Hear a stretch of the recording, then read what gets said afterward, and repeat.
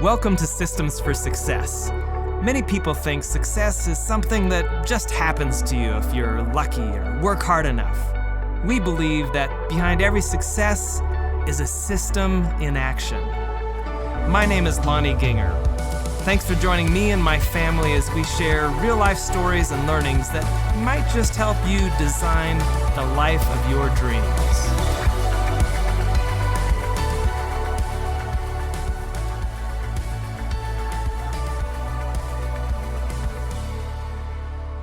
Welcome to this golden opportunity to receive what I think will be the distilled wisdom from about 280 years of family success and business success condensed into this next 1 hour.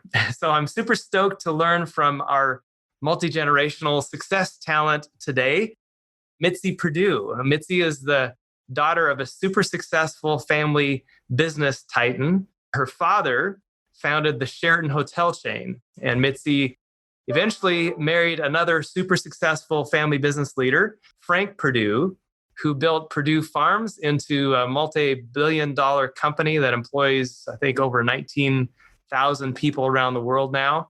Most of you have probably stayed in a Sheraton hotel or probably at least eaten some Perdue Farms chicken at some point in your life. It's so cool. You've got to love the extended impact that well-led businesses and especially well-led family businesses can have on this world, even over the years. And without even knowing Mitzi, most of you have benefited in some way from her family businesses.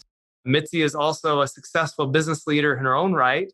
For example, she started the family wine grape business, which is now one of the largest suppliers of wine grapes in California. So Mitzi's two families have this unique factor about them where there's this combined tradition of 280 years of working together and staying together as a family. And what I appreciate about Mitzi, perhaps more than anything, is Mitzi's eagerness to share insider tips with others from her rich experience to help other leaders build stronger businesses and healthier multi-generational families. And Mitzi, from the first time we met, I was just captivated by your passion, really, your passion to share not just thoughts or wisdom, but actionable advice. That's pretty rare, especially in the circles you run in, I think. We tend to talk a lot about theories and really cool stuff, but to find somebody like you that actually talks about things that we can do that will help our businesses or our families be more effective, and specifically based on the hard-earned lessons that you've gained from your family's journey over the generations. That's so valuable. You were one of the first other family office speakers that I heard talk from firsthand experience about how to make your family business and your family succeed across the generations. And I've subsequently ordered several of your books. They're super practical. I'd recommend to all of you go online, Google or look on Amazon, Mitzi Perdue, and you'll find great wisdom there. We'll only be able to capture a little bit of that during this time. But Mitzi, been so blessed by your wisdom and your genuine friendship over time here. So with that, Mitzi, I'd love it if you could start by talking about some of the things that you've learned that help keep families together. Your family of origins company has been in business since the founding of the Henderson Estate Company in, 1840? Was that right? Exactly. What a good memory you've got. Oh, I've got good notes too. You're very good at reading them surreptitiously. And the Perdue family started in 1920? So that's exactly. Combined 280 years. So what are some of the things that have, from your perspective, kept your families together so well over the years? There are a number of them, but I think one of the things that the Henderson family I wonder if that even exists if it weren't for this one thing, and it's something that everybody can copy. And it's the following. You mentioned that my family business, Henderson Estate Company, has been together since 1840. And, that's a big whale of a long time. But I don't think we would have lasted if John Henderson, the first, patriarch, hadn't come up with a brilliant idea. And it was after he'd been in business 50 years and he wanted his legacy to continue, he and his children, and particularly his children were part of this, they decided that they would have a reunion every year. I think there were 12 family members at this point. But to make sure that it continued over the years, he endowed the Henderson Estate dinner. And that's been going on for 130 years. We will celebrate our 130th Henderson Estate dinner. We'll do it virtually this year, but it's 2020. We do what we can. But can you imagine 130 years of the family getting together? And wow. It's grown over the years because it used to be just a dinner. I mean, he had left enough money so that, as the money grew and the family grew for, probably 100 years, it was just a dinner. But right now it's a family weekend. And the Perdue family does something similar. When Frank went to his great reward, he left in his will the money to have the family have a family vacation every 18 months. And there's so much wisdom behind that. And I'm going to quote a Harvard zoologist to explain why. There's this guy, his name is E.O. Wilson. If you're in environmental circles, you may know that his premise is that we're not going to save species if we don't know about them. Because he said, if you don't know about something, you're not going to love it, protect it, nurture it, take care of it. And I think it's the same thing with families. If you don't spend time with your family, and if you don't have it, just planned and even endowed, here's what typically happens. And I bet every one of our listeners or viewers knows that this is true. Somebody comes up with a wonderful family business, but then the matriarch dies or the patriarch dies. And for the first few years, everybody misses the founder and, they get together for family holidays, weddings. Just they have reasons to get together. But somewhere around 5 years, people stop maybe attending holidays, but they'll still get together for wedding or funerals. But by the time 10 years has gone by, nobody even does that. Cousins don't know each other. They don't know each other enough to care about each other. And the family's gone poof. And so the biggest recommendation I think I would give to any family is, if you're the matriarch or the patriarch or maybe part of the family council, arrange for endowed family vacations. That's fantastic. So the principle I would pull out of that for our audience, some maybe have not been part of a family that has endowed a family tradition like that. Some may be thinking, well, I don't know how I could endow that. But the principle is that there is what I would call a catalytic mechanism. There is a system to ensure that the family continues to meet on a regular basis, right? Exactly. And, it could be just a dinner once a year, or it could be FaceTime. But I do believe that E.O. Wilson's premise is correct. If you don't get to know someone or something, you're not going to love and protect and nurture it. So you have to spend time together for it to last over the years. And I think in some families, the catalytic mechanism to make sure that happens could be the sheer force of some specific individuals in the family who ensure that it happens. And they pass that passion on from generation to generation to ensure the family meets. Well, if I can jump in the Henderson family, we don't leave that to chance. And for that matter, the Perdue family also. But in the case of the Henderson family, it's very well understood that if the oldest person isn't the patriarch or matriarch, that there is a patriarch and matriarch. And in the case of the Hendersons, I have a sister who's 92. She would be the matriarch, but her health isn't great. So it's gone to the next oldest person, which is another sister of mine. She is the matriarch, and I get to be the assistant matriarch. And there are assigned roles for these. And in both the case of the Hendersons and the Perdues, we have a succession in mind. So when as I heard somebody recently put it, when I become an angel, and when my sisters become angels, we do know that Roberta Henderson is prepared and geared up to take over. And in the Perdue family, I think that we have somebody who's expressed great interest in it, and I expect that it will go to her because she cares and wants to. So are you saying that the system in your families is that the matriarch is the champion? Or it could be a patriarch, but it just, I don't know, maybe women live longer than men. Maybe it just happened that way. Okay. In fact, allow me to amend what I just said, because for years, my father was the patriarch. It happens currently in both families to be female, but it has. Oh, and Frank was certainly the patriarch. Okay. But there's somebody who takes that on, and people recognize that that's their responsibility to ensure that the family has its regular meetings, right?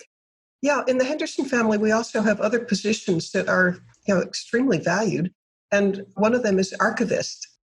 And there's a lot of status in that. And then, another thing that keeps us together, and what I recommend for everybody, I guess you have to be, the family maybe should be second or third, maybe even fourth generation for this to really count. But for years and years and years, in the Hendersons, we've had the Service to the Family Award, and people really compete for it. And, people send in nominations, and somebody, if they didn't get it last year, maybe they'll get it next year.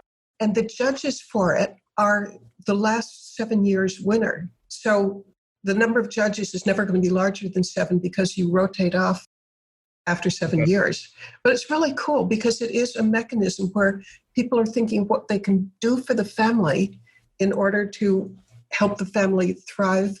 And, almost my biggest reason for loving the Service to the Family Award, and by the way, the Perdue family has it too, although it's not quite as, they haven't been doing it as long, so it's not as developed as it is with the Hendersons. But in the case of the Hendersons, there's a lot of honor that goes with winning the Service to the Family Award. Your name is engraved on like a plaque. There's a ceremony in which the person who has won it, they read the recommendation letters for what they've done and why they're appreciated. And what's super about this is if you're a member of a family, it's probably pretty obvious that there's a lot of material goodies you can get from being part of a business family. I mean, money, family prestige in the community. There's a lot that you're getting out of it. But if you really want to cement the relationship and keep it together, giving back is a big part of that. You've got to think what you can do for the family as well as what you can get out of it. I'm a big fan of reading books on persuasion and books on how you embed a culture and getting people to think what they can do for the family, because there's this reward for it. It means that your mind is focusing on that as well as what you can get out of it. So can you give us any examples, just one or two, of the type of activities that somebody in the family would have done to achieve that Service to the Family Award? Okay, one of them is Roberta Henderson.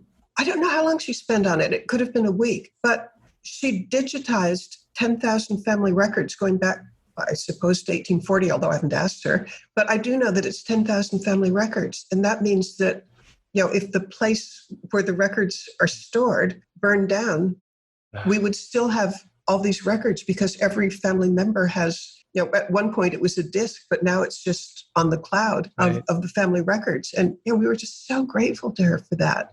Then another one, I have a son who figured out, he's kind of really computer literate, and he figured out a very complex way of helping us communicate with each other.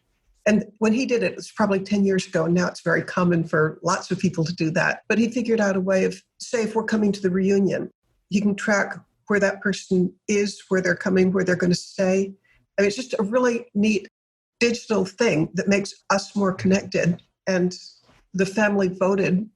People nominated him for it. They also nominated others. But, some of the Service to the Family, a couple of years ago, the person who won it, it's not that he exactly did something very directly for the family. It was a little bit more indirect, but it counts. And that is Jamie Osborne was in a terrible bicycle accident in which he could have ended up a paraplegic. And he fought. And he videotaped 5 years of struggling against becoming a paraplegic. And the end of the story was a video of him skiing down a mountain. Oh, wow. Okay, well, that part's terrific. But he became a speaker and he gave a TED talk on it that was just fabulously received. And the family voted that his courage and strength and endurance and backbone made us all so proud that we felt that was a service to the family. Wow.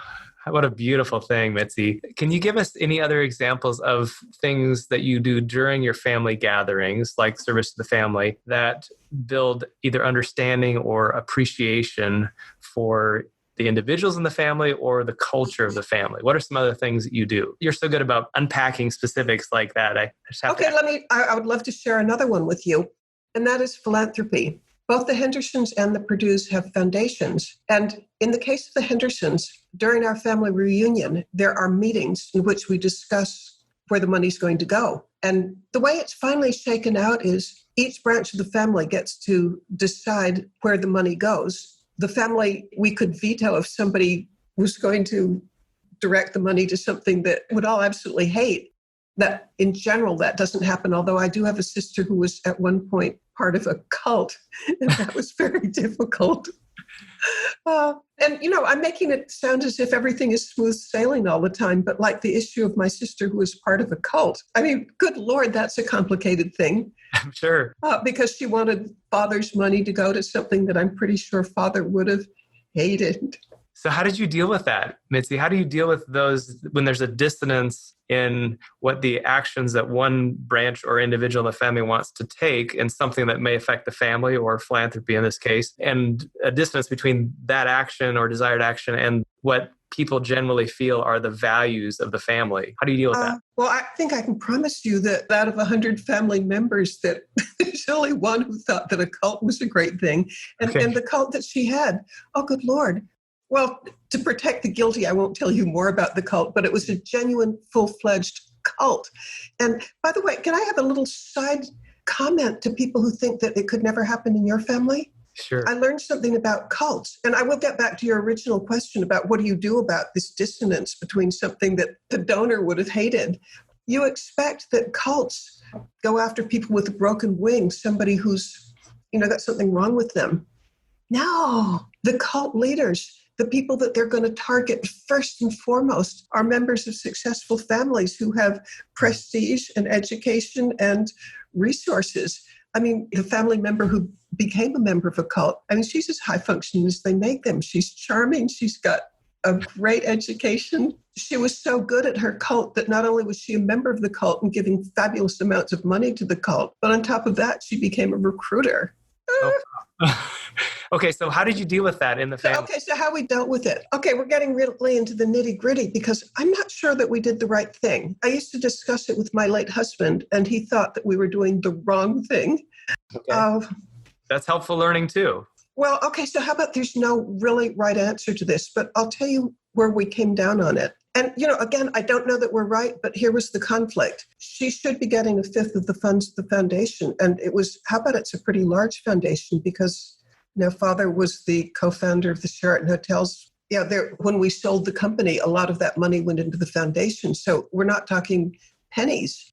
We were not as transparent as we could have been about how much of the funds were there. Okay. And Frank felt that I was absolutely wrong. I was torn, but I went along with the other brothers and sisters. Okay. So you modified the amount that she got, basically. Yeah. And I think anybody could come at me and say, Mitzi, what a stupid, bad solution that was. And I think I might raise my hand and say guilty, but that's what we did. And it seemed right at the time. And I guess in retrospect, out of respect for my father, who or my mother would have gone absolutely nuts at seeing their hard-earned money going to a group that they wouldn't agree with, right? That they would not agree with. Yep. Okay, so one of the things that you do in your family gatherings is talk about philanthropy and make decisions. And it sounds like that's now divided into 5 branches of the family, and those branches make those decisions together. Is that correct? Yes, but it's very collaborative because there are some things that we donate together. Somebody will come up and say, this is a once-in-a-lifetime chance to make a really big difference. Let's do it. And the family can vote yes or no. And they always vote yes? Because we realize that we are a family and acting as a family is a good thing. But if somebody, like my particular passion is trying to do something about human trafficking. That's not the passion of everybody else. And although I try to influence them, people get to make their own decisions. Got it. Okay. That's fantastic. So it sounds like philanthropy has played an important role in the family unity over the years. It's been many years that you've been doing this, right? Yeah, but there's another thing, and I'm not sure that this is actionable for every family, but it's worked wonders for us. We have a rule. I just checked with my son before joining you, just to make sure that what I'm about to say is accurate and up to date. We've had a rule that by the time you're 60, you're supposed to write your autobiography. And we have bookshelves of people since 1840 and actually even before who've written their autobiographies. And it's the coolest thing in the world to know where you came from and what your ancestors thought. I asked my son, does the next generation still believe in this? And he wrote me back and he said, yes, it's set in stone. That's fantastic. But one thing that makes it doable is it can be very short. Like my mother's was only 16 pages long. My father's was probably 400 pages. My brother's is 1,000 pages. Wow. And then I have a sister who she's a little bit, how about not ego-filled? And I think it didn't fit her to write about me, but she wrote the equivalent of an autobiography, but in a different form. Hers was, she told the story of the family house, which has been in the family for, I've lost track, but let's say 100 years, a little less probably. There are objects in it that have stories that relate to our ancestors. And so she wrote about she lives in the house, and that's where our reunion is each year. She wrote about the different objects and kind of her relationship to them. So to my mind, it's the equivalent of a biography because it's part of her and her values that are out there. Wow. And another family member, I don't know if they're going to do this because they're not 60 yet, but I've discussed it with them. She felt that she could tell her story with recipes. Like this is the recipe when I was young and we had, I think it's called Toads in a Hole or something. And she wants to have a book of recipes that tell the story of her life. So, we're very open to what form the autobiography takes. Wow. I just love your specific examples of the process your families have used and continue to use to capture those things that are important to the legacy of the family. It's been said that when a grandparent dies in most family, it's the equivalent of a library burning to the ground. What a travesty that is. I wish I could write that down right now, but I try to remember it. Because, yes, I couldn't agree more. Because the wisdom that you can come across in those biographies from, like, my father's or grandfathers or great-great-grandfathers. Like, I have a great-great-grandfather. Actually, it was John Henderson, the founder of the whole thing. The story we get from him is that he made 3 fortunes, and he lost 3 fortunes. And then he made a 4th one. But the biggest part of this was back in the 1870s, 80s, and 90s, there was something called panics where banks would go bust and you lose everything you had. And through no fault of your own, you're bankrupt. Well, the story that we have from him that guides me the rest of my life is he would always pay when he went bankrupt, he'd start over again and he'd pay his creditors back and start anew. And so, one of the family messages is, you can fall on your face, you can go bankrupt, you can look as if it's all over, and you can still pick yourself back up and go on. Wow. What a cool message. And supposing that had never been written down and none of us knew it, we would lose a priceless, what my mother used to call recipe for living. Yes, that's so good. What other ways have you found effective in your families to keep those, you just referred to them as recipes for living, the values, the beliefs, the core philosophies that have proved to be success creating for your family over the years? How else have you found it effective to capture those and transfer those to next generations? What are some other ways? Well, one of the things Frank Perdue did, and I played a role in helping him with this, he created an ethical will. And what I mean by an ethical will is he wrote down 10 things that he wished those who came after him would follow. And the reason he felt they were important is he felt people who have strong values are more likely to have a happy life. And at the end of their life, they can look back and say, I led a good life. And so I've kind of lost track of how much time we spent on it, but it was somewhere between 3 days and 7 days of like total immersion. And I recommend this to everybody, by the way, thinking, what are the values that if you could influence those who came after you to follow, what would they be? And Frank's preface to the 10 things in his ethical will was that he wanted those who came after him to be happy. And he felt the best way of being happy was following your highest values. And what values did he recommend? And day after day would be going through things and saying, is this the most important? I mean, actually, I bet we came up with 30 or 40, but he was well aware that 30 or 40, they're just going to, I think there's a reason they're 10 commandments because you're not going to remember the 30 commandments. Right. Well, his 10 parts of what he was going to leave his family in addition to material goods were things like he felt that being honest was the most important thing. Because if you're not honest, how about you're nothing? How are you going to have real friendships? Which brings me immediately to a second one, be somebody whom others are justified in trusting. Wow. And, I don't think you're going to have good friends. I don't think you're going to be able at the end of your life to look back on a life well lived if you weren't trustworthy. or other things that he said. And I treasure this one.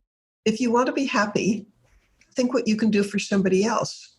On the other hand, if you really genuinely want to be miserable, think what's owed to you. Is that not cool? That's brilliant. Yes. And these play a big role in the life of the Perdues because, say, when there's a newly married in and we have a welcome package, it's perfectly likely that, not likely, it will happen that the newly married in is going to get a copy of the ethical will. And I recently paid to have the ethical will created in bronze, and each family branch got a copy, and I have enough extras so newly married ins will get it. Wow.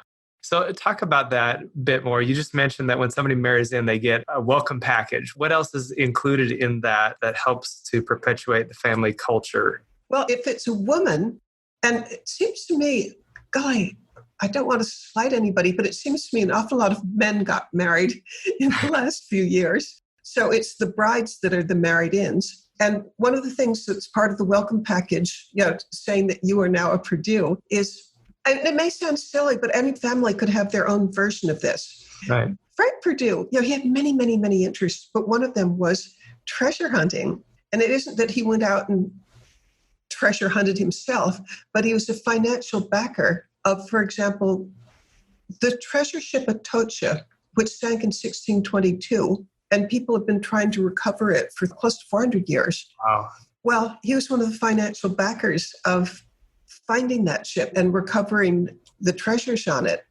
Well, among the treasures were a whole lot of silver pieces of 8. No, they weren't pieces of 8. A piece of 8 is, imagine a round silver coin, and a piece of 8 would be a piece of that. But the whole thing, I'm no longer sure what it's called. It's a coin, but it might have been called a doubloon. Whatever it was, there were thousands and thousands of those coins. And I have maybe 30 or 40 of them. And don't hold me to that number, but because I'd have to go count. But I have a lot of those coins. And when there's a new female married in, she'll get a silver necklace and a coin. Oh, and wow.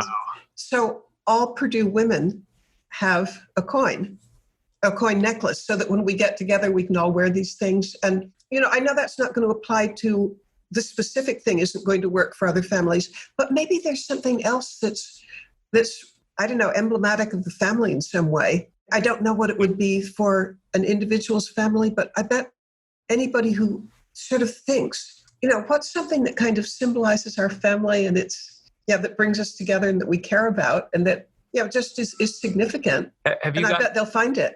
Have you gotten feedback from family members who marry in about what that means to them to just receive a package and receive a copy of the ethical will and special emblems like that? What does that mean to new family members? Because I'm usually present when we give it to them. I think they're enchanted and thrilled because it's almost like a second engagement ring. That's great. It's just a beautiful tradition. There's another one to continue answering your questions about what else can families do. The Hendersons do something that, I recommend to absolutely everybody. And I was hoping the Perdues would do it, but I just learned that they're not doing it. But here's what the Hendersons do. We have a What It Means to Be Us book. And the What It Means to Be Us book is everybody, if you're over, 10 or 12, you write an essay of, it could be a couple of hundred words or it could be 1,000 words, just an essay on what it means to you to be part of this family. And it's the most fabulous thing in the world because, I learned all sorts of things that I never would otherwise about, I'm part of the oldest generation right now, but the generations that are in their teens, I get to know kind of what they're thinking and what's important to them. And, the other side is they get to know what I'm thinking and what's important to me. Wow.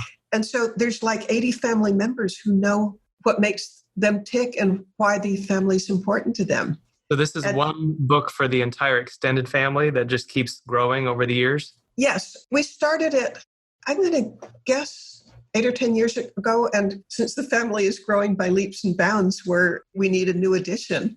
But it's just so valuable. And that's one of the things that we, in the Henderson family, that we give to the people who are joining the family. Oh, and then another thing, which I don't know how many people this would apply to, but if it does apply to your family, I think it's beyond price. the Hendersons have a habit of marrying people from other countries.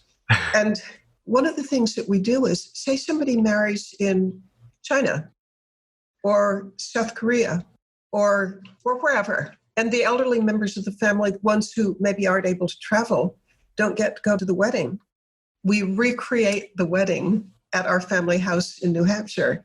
So at the family reunion, the bride gets to wear her dress again. The groom wears a tuxedo if that's what he did. The younger kids in the family, like the 4, 5, 6, 7, 8-year-olds, become part of the wedding party, and we have costumes that you can buy from Amazon, and they play the music, and she goes down the aisle, and she and her husband gets to recite their vows again, and we even repeat the toasts so that the people who weren't there for the real wedding get to see a recreation of it. And I've had brides tell me that they're as nervous and excited and happy for the recreation in front of their new family as they were back in the country where they did get married. Wow. So you just incorporate that as part of your family reunion. The weddings, that, especially if they're in another country, are hard to get to. You have a reenactment of the wedding, right? And another thing that we do is, since we're an old family, we've got all these, traditions. And one of them that I just cherish and recommend to everybody,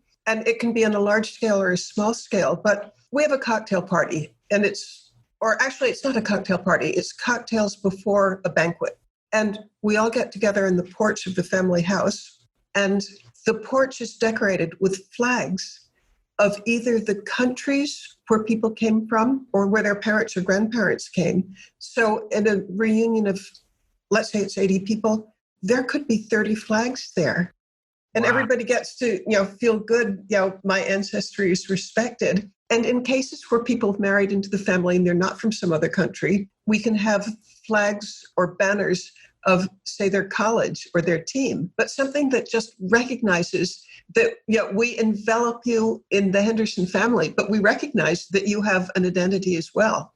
Yes. Wow. We embrace the whole of you. You don't have to just disappear because you've become one of us. Yeah, that's beautiful. So we've talked a lot about the things that you do that are event-based, the gatherings, which is so powerful, and the traditions or systems you have to reinforce family values and paradigms as part of those. Talk a bit about the things that you do between events. Like, I read a book that I got on Amazon from you that was full of newsletters, just an entire book of newsletters that I think most of which you wrote or edited for your family. So talk about that. And one of them that I read was newsletters for children in the family. So a lot of families, or some families, have newsletters. I thought it was unique that you have newsletters that are specifically to children. Talk a bit about that. Why do you do that, and what's behind that? First of all, the newsletters, they come out about once a month, although I've written 9 this year because I was writing extra ones to keep people in touch how they were handling the COVID-19 situation. But newsletters in general are fabulous for helping create identity, because the newsletters to my mind, aren't just what's going on today, although that's interesting and important. But I make a big effort to interview the older people and capture their stories. Or I also, to make people feel a greater connection to the family company, I often interview people who work for the company so that you know what's going on in, it's an identity thing. The more you know, the more committed you can be. But then one day it occurred to me, since I love to study persuasion and I love to study how cultures get embedded, I bet you've heard the saying, get them while they're young. Yep. Well, it occurred to me, there was a period probably 15 or 20 years ago when there were a lot of young Perdues. And that's not the case quite so much right now because they're transitioning into their late teens and 20s, the ones that this started with. But I created a newsletter designed just for children. And initially it would be for maybe 6 to 10-year-olds. And part of persuasion is that if you want somebody to create values and absorb values, it's not enough just to tell them we're a frugal family. Instead, I'll give you an example. And I have to correct it because I recently learned that one ingredient of what I'm about to tell you wasn't accurate. But great-grandmother Madeline was a great cook. And when she would have family over at Thanksgiving, what she would cook, and I thought it was biscuits, but it turns out that it's other stuff.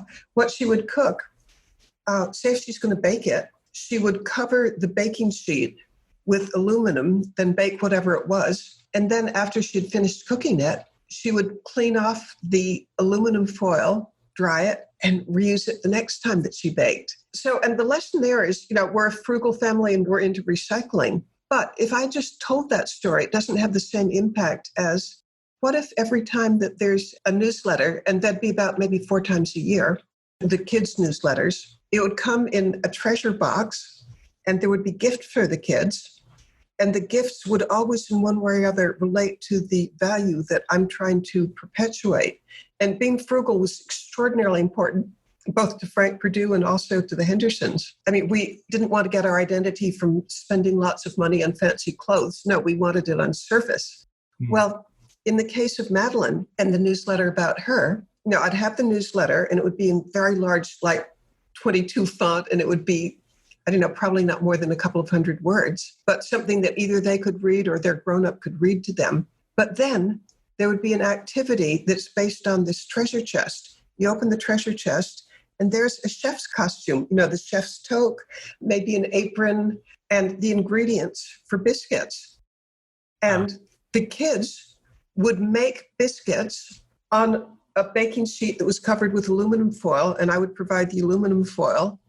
They'd get to make biscuits and they'd eat them, but then they and their grown-up would wash up afterwards, and the aluminum was to be cleaned so that it could be recycled or reused.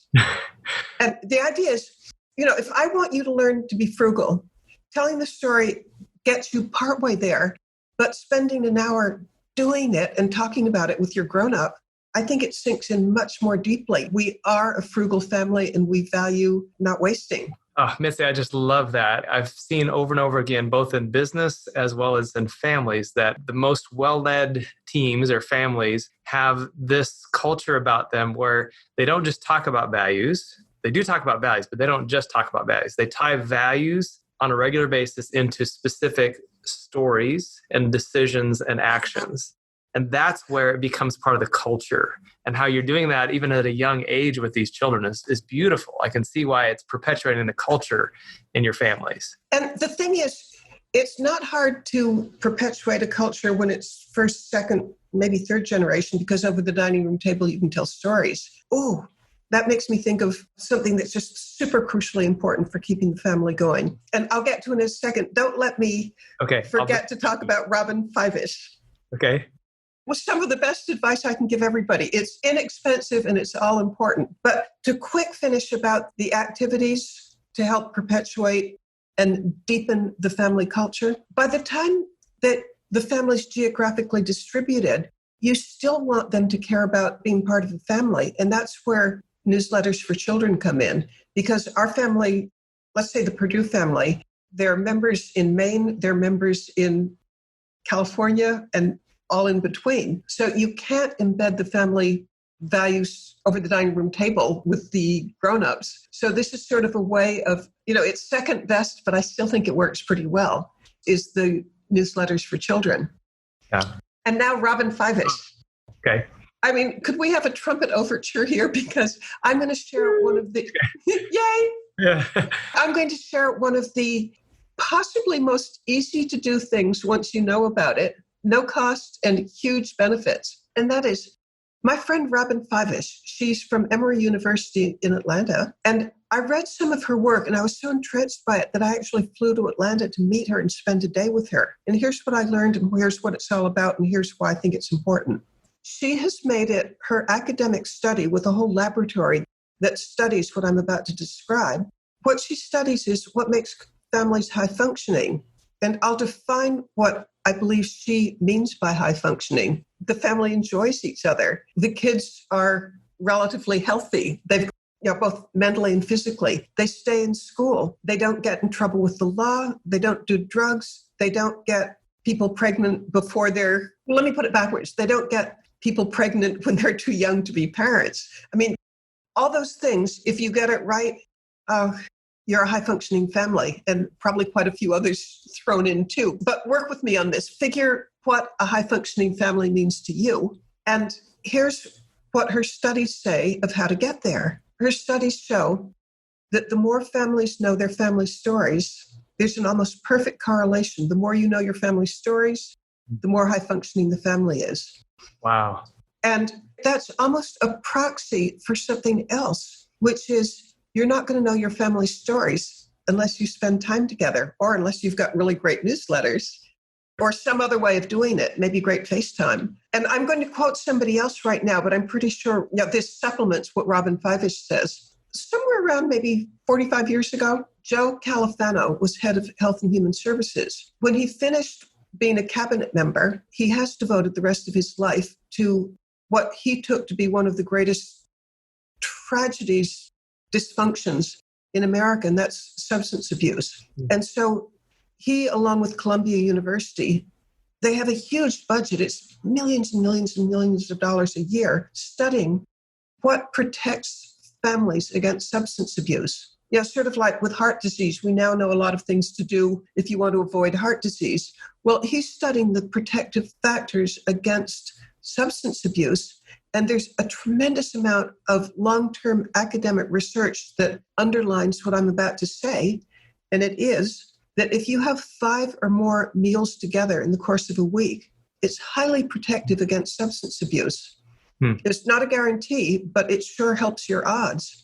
On the other hand, if you have only 1 meal together as a family in the course of a week, you're so much more vulnerable to, your classmate who says, I've got this neat stuff and your parents aren't going to like it. It's going to make you feel really good. Here, try some. If you have a firm foundation in what your family's values are, what their stories are, what your identity is, and stories give us our identity, and you get them, you certainly get them over mealtime, but you get them maybe over vacations, but just time together to learn your stories. And so a recommendation that I would make, and the recommendation comes from Emory University and Columbia University, and probably a dozen others that I don't know about, is spend time with your kids, let them know your family stories. That's beautiful, Mitzi. It's so valuable. And when I see how that is played out in your families now, from the intentionality of sharing stories and being understood and understanding each other, now playing out for what? How many are you on, 7th generation or 8th generation? What generation are you on in your 2 families? Well, there's a way to figure that geneticists calculate generations, and that is every 25 years counts as a generation. So can you do 25 into 180? Yeah. Let's call it 175, and I think we're talking 7 generations? 100 is 4 generations, and then 7 generations. So we're talking 7 generations.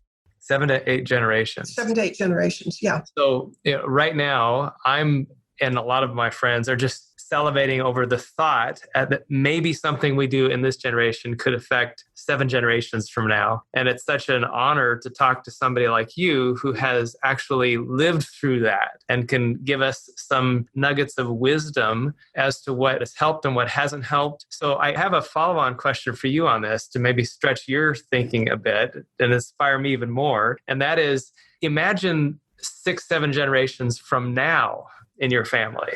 Okay, so wow, 14 generations. Okay, this is really going to get me thinking. Okay, yeah. So imagine you could show up in your family 180 years from now, 200 years from now, and step into a family gathering of some kind a couple hundred years from now.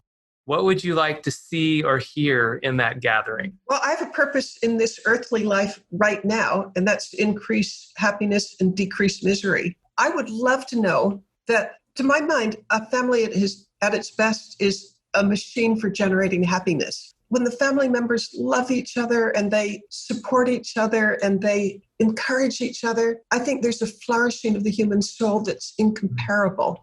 And so I guess what I would wish for them is that they love each other.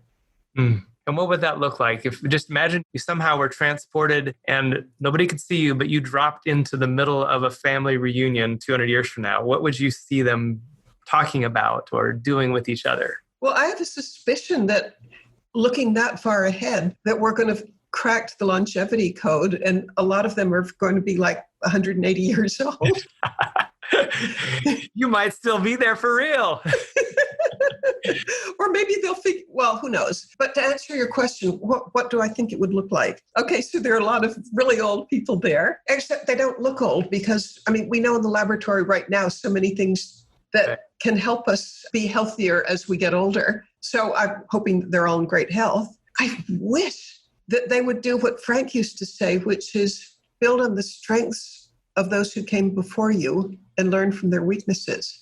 So I'd love it if they had it all figured out. They had learned from our strengths and learned from our weaknesses.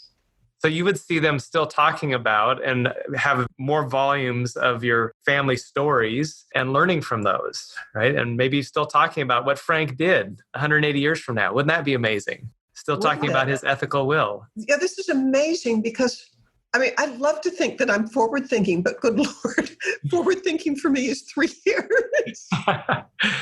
But you are standing on the shoulders of your prior generations who they may not have thought about exactly what would happen 180 years from now, but their actions are affecting you 180 years later. Guaranteed. And I know beyond a shadow of a doubt that your actions, the way you're living your life, the way you're helping to inculcate values in your family, it will affect your family 180 years from now. I just want you to dream about that more because I think it could be even more than what you imagine. Your families could be even more close and fully functioning than they are now. They will be, I'm sure. So I hope so, but allow me to share a statistic with you. And this comes from my hero, Dennis Jaffe, who studies these things. And his best estimate of the chance of a family that's like started now, lasting 100 years, it's like 1 in 1,000. Right. So it doesn't drop in your lap. It takes intentionality and it takes work. And I love to say that every family has a culture, but is it one that came about by accident or one that's designed? And the ones that were by accident, they usually don't last. Yes. Yep.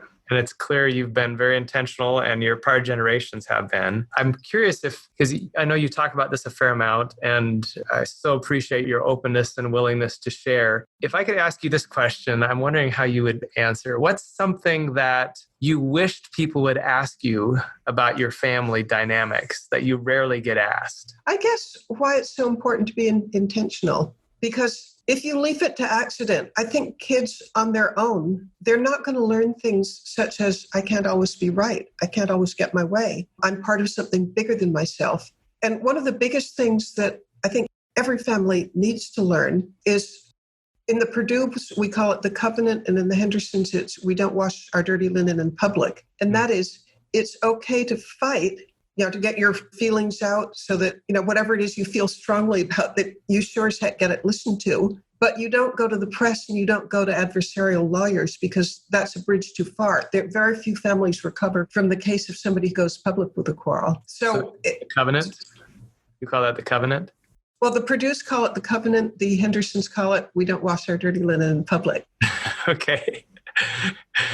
That's fantastic. So the power of intentionality is clearly what you would highlight as the secret to making a lot of this happen, right? The magic key. Yeah, that's fantastic. In fact, when I gave that figure of 1 in 1,000 for lasting 100 years, I think you can improve your odds enormously. Yeah. Because, one of the things that I've studied, and this is from academic research, is that the families who fall apart, it's rarely because, it's sometimes happened, but it's the rarity where they fall apart because of bad business decisions. The majority of times when it happens is family quarrels. So learn to figure out how to avoid family quarrels. Yeah. I rarely hear other people talk about succession planning like you just have, Mitzi. You spent this whole time talking about succession planning from the standpoint of relationships and values and just barely mentioned money. Because what we know to be true is if there's money involved, if the relationships and values are intact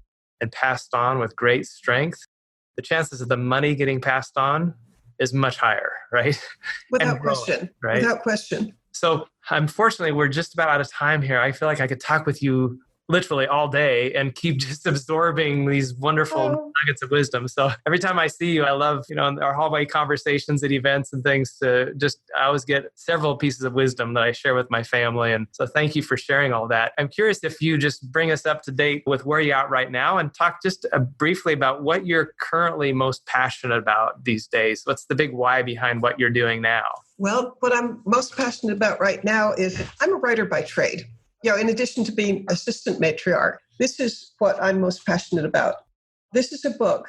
Yep. How to be up and down times. Yes, but the story behind it, it was written in just a couple of weeks. And you've heard of Mark Victor Hansen. And if you haven't heard of him by name, you absolutely know about him anyway, because he's the co-author of the Chicken Soup for the Soul series, which has sold 500 million books. I mean, He's in the Guinness Book of World Records for selling more nonfiction books than anybody else on the planet. Cool? That's very cool. Well, I'm friendly with him and his wife, and I suggested that during this time of, I don't know about you, but I found this about as stressful as any period in my life between the pandemic and, I have two relatives, one who's elderly, who've had it. I mean, they survived, but good Lord, you really worry when an elderly person is sick and you can't go visit them. Well, so it's high stress, whether it's financial stress or the stress of being locked up or what's happening to the country as a whole. I mean, this is a high stress time. But since for most of my adult life, I've been a syndicated columnist. My column went to 420 newspapers, and I'm a science writer and a health writer. And I suggested to Mark Victor Hansen, what if together we wrote a book giving the best advice that we know how, not medical advice, but attitude advice on how to be up in down times. And he embraced the idea. And his stepson, who's, I think is nearly as brilliant as Mark, the three of us wrote this book in a couple of weeks. Wow. And I have a little clue of how popular it is because I just got a request from Taiwan for 200 books. Wow. And the person with the order said, it may grow to 1,000 because there's a chain in Taiwan that's interested in it. So I'm very excited about the possibility of sharing with large numbers of people ways of handling really difficult times. And shall I share one tip with you? Please do. Yes. We all need it. Well, here's one. And that is, I've talked with a lot of people and I've experienced myself what I'm about to describe. And that is pandemic brain, where you just don't feel as sharp as normal. You can't remember a name. Or like I talked with a woman who's a certified public accountant. We were in a conference call and there was a very simple question about how many face masks, if you're going to have 1 million face masks and you're getting them in quantities of something or other, how many do you need? And it was a question of dividing like 50 into millions. And she said, I'm terribly sorry. I don't know why or what's wrong with me. I can't do it. I can't do it in my head. Okay, that's one example. But other examples, you just don't feel like you're as sharp as you were. You go charging into a room to get something and you can't remember what you went for. I hear over and over again that people are really wondering if they're about to get Alzheimer's because they're not as sharp as they were. And that's from the stress? Well, here's what science knows about this. There's a researcher at Johns Hopkins. He's a PhD and a doctor, and he's a memory specialist. And he said, when you're under stress, you get all these stress hormones like cortisol, adrenaline, and a host of others. They get you ready for a fight or flight response, like the lions chasing after you in the savannah in Africa. And you're not solving calculus problems at that point. Your higher mental functions just sort of raise that down. And all you focus on is getting through this. Now, normally in most stress, it's episodic, but in this, it's gone on and on and on and on. Yeah. And the idea is the stress hormones are like rheostating down your higher mental functions. I mean, not for everybody, but if you personally are feeling, oh my God, Alzheimer's is beginning, it's almost certainly not. You've got pandemic brain, and when the stress dwindles down, it should come back. It's highly likely to come back because it's simply a known medical fact that stress is going to make the higher mental functions, the kind where you could balance your checkbook or do calculus, they just raise that down. And then one other factor to this, don't underestimate the amount of stress involved in what's going on. I've talked with psychiatrists who say that they predict, given the economic stress, is your livelihood being destroyed? Are you about to lose your mother, or your father died and you couldn't go to the funeral? That kind of thing may even result in PTSD years later. So don't anybody underestimate the stress that this is causing individuals. So if you can give us just one tip for how to overcome pandemic brain without just waiting until the pandemic is gone or the effects of it, what's one thing that we can do to help overcome pandemic brain now? That's another chapter in the book. By the way, the chapters are 2 pages long. None is longer than that. The antidote to pandemic brain is, I'm going to share some advice that comes from, I have a niece she runs a very large nursing home.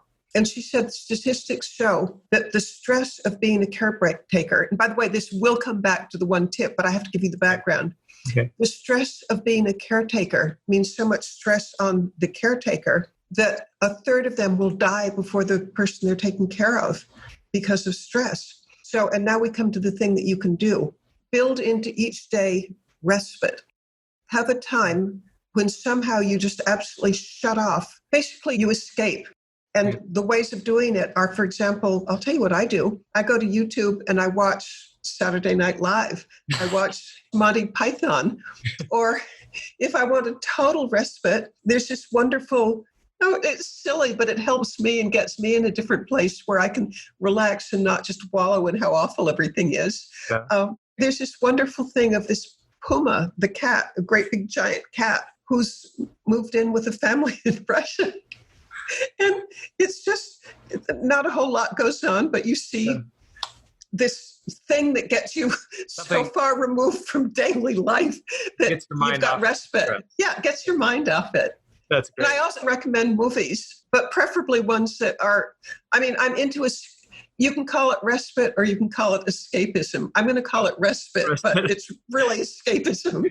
But I do it. You're so practical. I was thinking you were going to come back with some wonderful flowery speech about meditation or prayer, which I'm sure you think are helpful too. But you go to the right, very practical, just get your mind off it. If it takes a funny movie or mindless movie, just get your mind off the stress. I love it. Yeah, Roberta, the niece who runs the nursing home, she says that just the most important thing that you can do for yourself under times of stress. She told me that she couldn't overstate how important it is. Give yourself at least an hour of just complete withdrawal from it. And by the way, if the stress is bad enough, that's hard to do, but do it anyway. Right. Yeah. Great. Thank you, Mitzi. I can't wait to get the book. So if you would tell our audience how we can get the book and how we could, if anybody wanted to connect with you further, how do we find you or the book? Perfect. I'd love to answer email. Okay. The book, get it on Amazon. And you can get it by looking for How to Be Up and Down Times. If, because of good old pandemic brain, you can't remember the name, and I'm with you. I get it. But if you can't remember how to be up, then look for my name, Mitzi Perdue. And Perdue is spelled Perdue. And then, I think people need a pencil to get my address. But if you go to mitziperdue.com, there's a contact section. If you write to me through the contact form, I'll get back to you.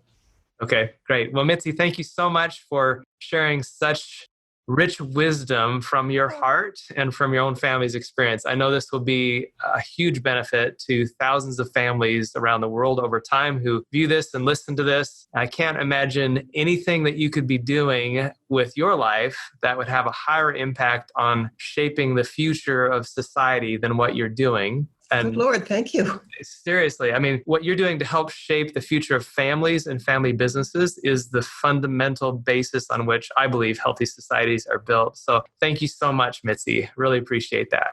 It's been an honor and a joy to be your guest. Thank you. You're welcome. And I'll just say to the rest of our audience, I know this has been a lot to digest in one session. Some of you may feel super energized by this, or some of you may feel overwhelmed by so much that you'd like to implement to make your business or your family go to the next level and create greater success and longevity.